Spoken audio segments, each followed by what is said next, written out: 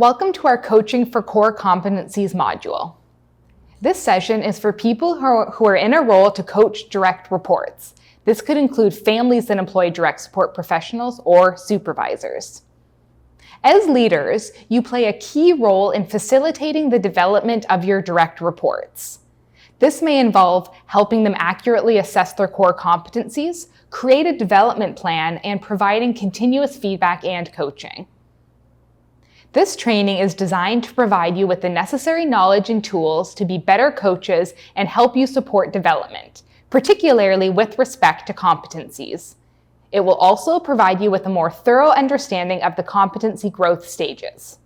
By the end of this module, you will be able to complete a competency assessment with a direct report and prepare for holding a coaching and development discussion using the 6-step coaching model. On this slide, we see what we call the competency curve. What the bell curve shows is the normal distribution of performers. Typical or solid performers make up the majority of all performers and fall in the middle of the curve at 68%. Outstanding performers, which represent 16% of all performers, fall at the far right end of the curve.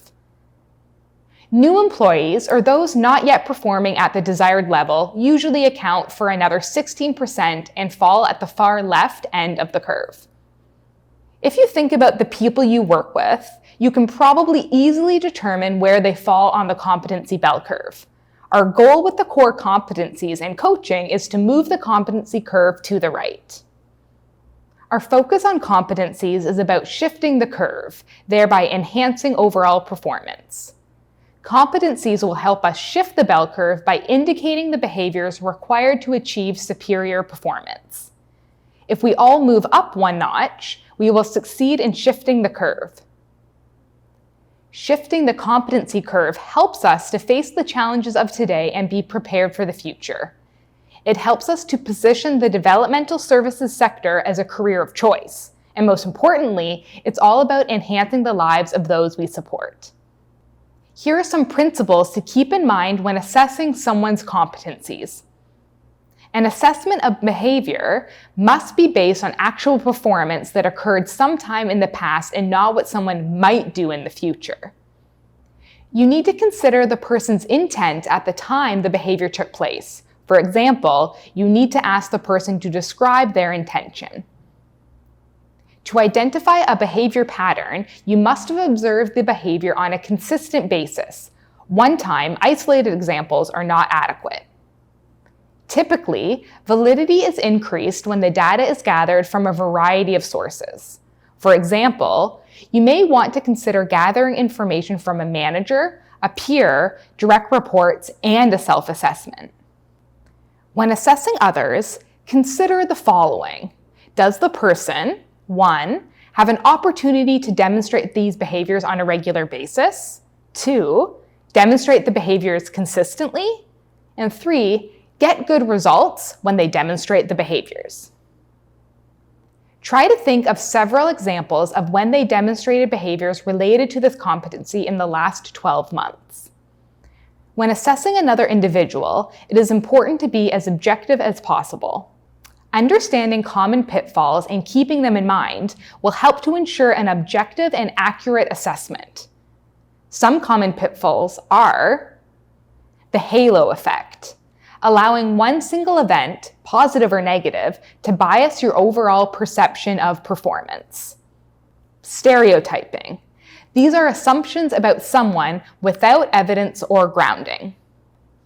The central tendency, assessing everyone's performance as average to avoid conflict. The recency effect. An entire year's performance can be biased by a major error committed or major success that occurred just before the review. Length of service bias. A longer time on the job is assumed to mean greater competence or higher performance.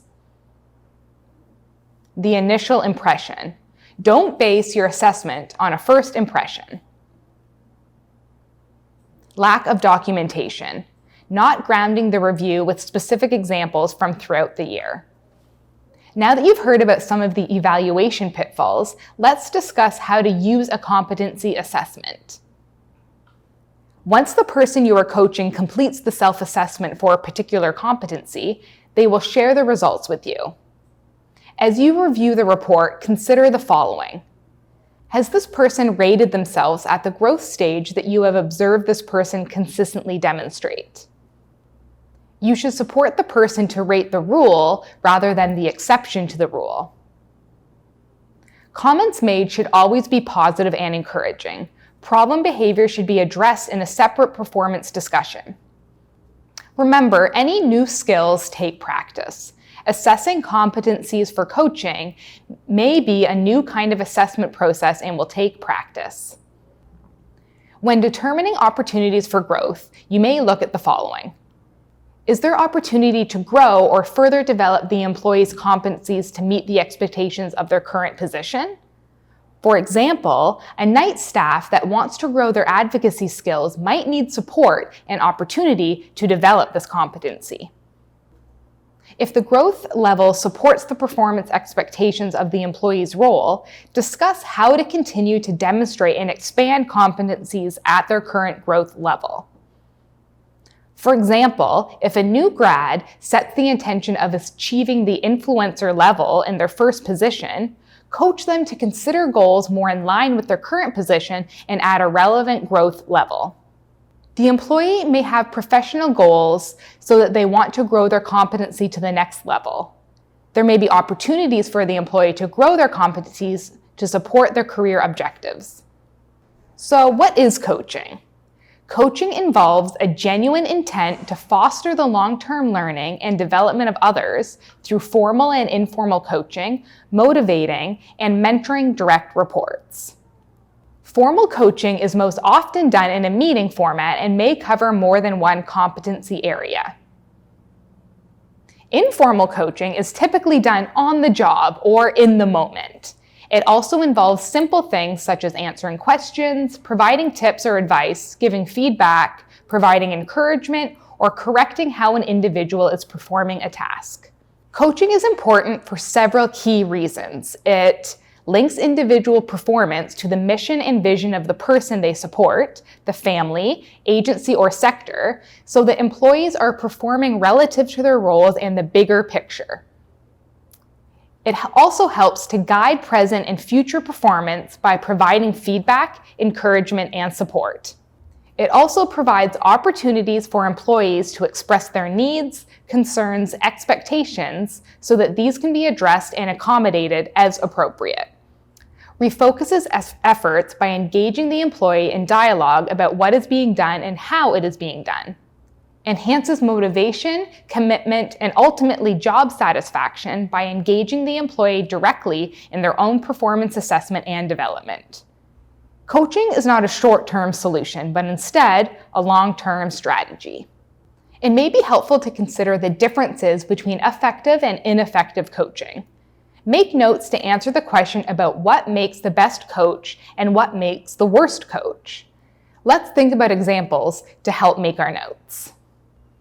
Think about the best coach you have ever worked with. Consider what went well. What did they do effectively? How did you feel? Perhaps they demonstrated good listening skills. Maybe they were supportive. Or they gave specific positive and negative feedback. Maybe they provided encouragement and support. Or they were patient and showed respect. Now, think about the worst coach you have ever worked with. Reflect on a situation where this person didn't do well as a coach. What didn't go well and why? How did you feel? Perhaps they did most of the talking or you didn't receive any coaching at all. Maybe they provided negative feedback that was not constructive. Did they not ask open-ended questions or what the employee thought or felt? Were they impatient or judgmental? Consider your responses to help you develop a behavioral coaching profile that shows, by your own definition, what you need to do to be an effective coach. Now, think of your best coach scenario again. Consider, what impact did this coach have on your performance and development? How did the coach influence your feelings about your role and the organization? Now, think about your worst coach scenario. What impact did this coach have on your performance and development? How did this coach make you feel about your role and the organization? As you answer these questions, you probably recognize the impact that effective coaching and ineffective coaching has on performance and its value to employees, families, and the organization. Therefore, coaching is an important aspect of your role as a leader. Write down and reflect on how you demonstrate these skills in your approach to coaching. Here's an example of a good coaching session. Chris, I want to thank you for meeting with me on such short notice today. Yesterday, when I saw you helping Barb get ready for skating, I noticed that you swore in front of her. That's not like you. What's going on? I know, there was so much going on. We were getting ready for skating. Barb was taking a really long time. I knew the bus was coming. I just got super frustrated. So tomorrow, how would you handle this again? We'll definitely act more professional and be respectful towards Barb. I really need to go apologize to her. I think that is the respectful thing for Barb, and I also believe it's the respectful thing for our profession. So tomorrow, what are you going to do? Well, definitely give more time, like make sure that Barb can get ready at her own pace so it's not rushed, and really try to stay calm. You know, I believe that that's who you are, and I look forward to the outcome of this. Thank you so much for the feedback and for taking the time to have the conversation. Of course, you're welcome. Coaching should be positive and constructive to support continuous improvements and growth. It should also be participatory, where both managers and direct reports are involved in all stages of decision-making relative to assessment and development. Employee development needs to be self-directed. Employees need to assume primary responsibility for managing their own growth, learning, and development. Coaching also needs to be future-oriented, focusing on future performance, not on past mistakes. We've talked about the importance of coaching and the keys to effective coaching. We're now going to focus on the coaching for competencies discussion. To be an effective coach, you must be able to get a clear picture of your direct report's strengths and areas for development. The direct report's self-assessment and your discussion with them can help identify areas for potential growth. This can help you focus in on 2 to 3 competencies for development. To support the employee to create a development plan, you must also successfully establish an effective and ongoing coaching process, which will allow you to give regular and ongoing feedback. The 6-step coaching model includes 1. Demonstrate interest in your direct report's growth by reviewing the assessment and development resource guide in advance of the meeting. Gather and document examples of behaviors to support the assessment. Review the employee's performance and progress against their plan for development. 2. Create a supportive climate that focuses on employee development. The coaching discussion is a shared process and one in which the employee must actively participate. Your role as a leader is to ensure privacy and confidentiality, ensure there are no interruptions, maintain a constructive tone, guide the discussion without taking it over, and discuss the assessment of competencies, using the completed self-assessment as a framework to guide the discussion. 3. Guide the discussion without dominating or determining the outcome. Listen and offer insight and check for agreement. Jointly determine priorities for development based on your discussion.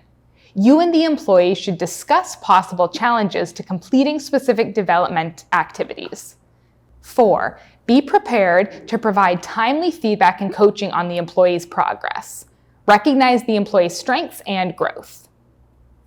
5. Support the employee to take ownership for their goal and to be future-focused on development.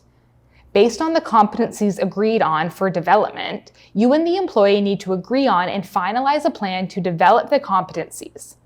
This includes activities, timeframes, and any support required.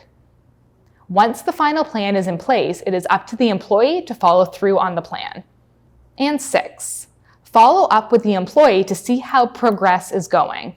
The final step of the coaching discussion is to schedule a follow-up meeting to review the employee's progress on their development plan. Both employees and coaches have a role in this process. You need to remember, however, that not all employees will be ready to assume this role and will require guidance and encouragement. During this discussion, keep the following key coaching behaviors in mind. Ask probing questions to help the other person reflect on their thinking, experiences, and to clarify information. Actively listen, paraphrase, summarize, and reflect back the other person's feelings, concerns, and emotions. Help employees clarify their career goals and aspirations. Encourage employees to consider new approaches when a particular approach is not working for them. Tailor your approach to the individual. A one-size-fits-all approach does not work. Here are some tips to keep in mind when holding a coaching session for competencies discussion, particularly for your first few discussions. Don't expect it to be easy the first time. It takes practice. Expect questions or disagreement with some of the assessments. However, most discussions will not be contentious. Help the employee recognize the value of the assessment lies in improving self-awareness and engaging in development activities. Use your examples to support your competency assessment if you and the direct report have different assessments of a competency. Have some of your own development ideas in mind, such as potential development opportunities, and offer alternatives and leave choices. You may want to practice a coaching session by role-playing with a colleague or friend to help you practice your approach. After your practice session and after some coaching sessions, be sure to reflect on what worked well and what you can do different next time. The objectives for this section are to review the principles and stages of competency development, as well as provide some information about effective development plans.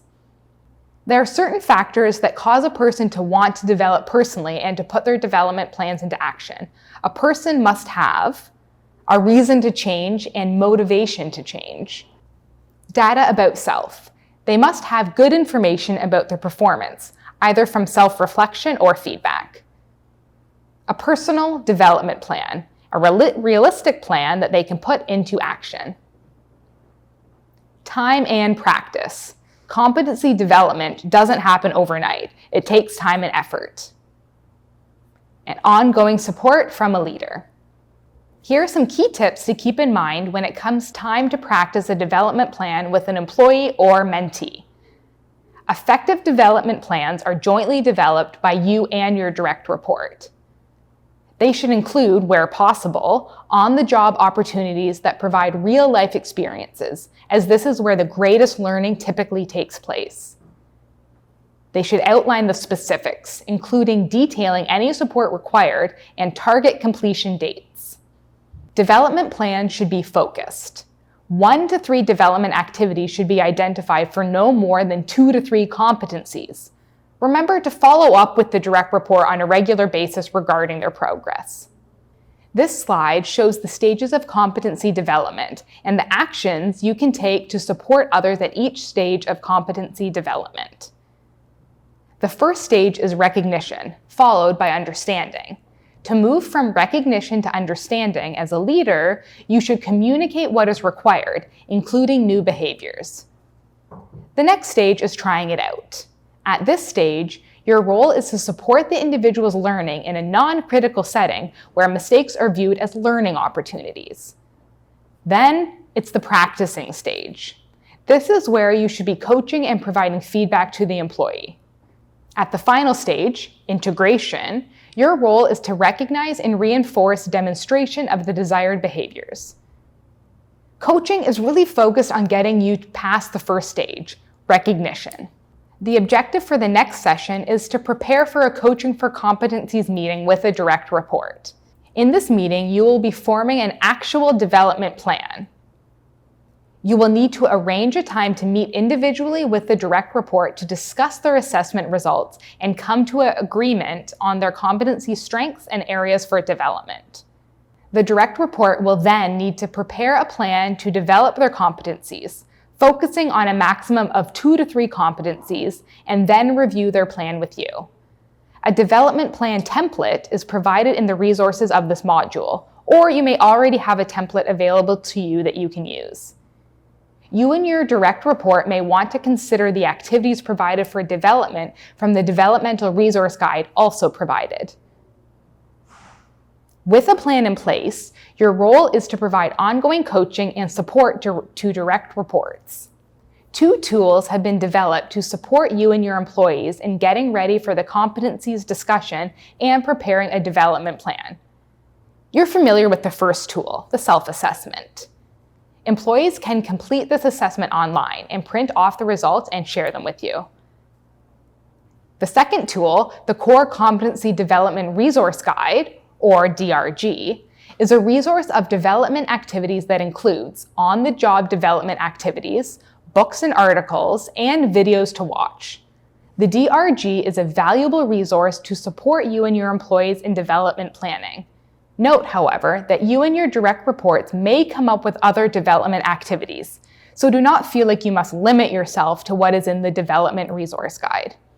As a coach, your responsibilities are to familiarize yourself with the self-assessment process and tools, support your direct reports in the development planning process, provide coaching and mentoring opportunities to direct reports, align coaching behaviors with real-life on-the-job activities, document behavioral evidence for each direct report to help develop their awareness with respect to the current competency levels they are demonstrating. Hopefully this module was helpful in your role as a Core Competencies coach.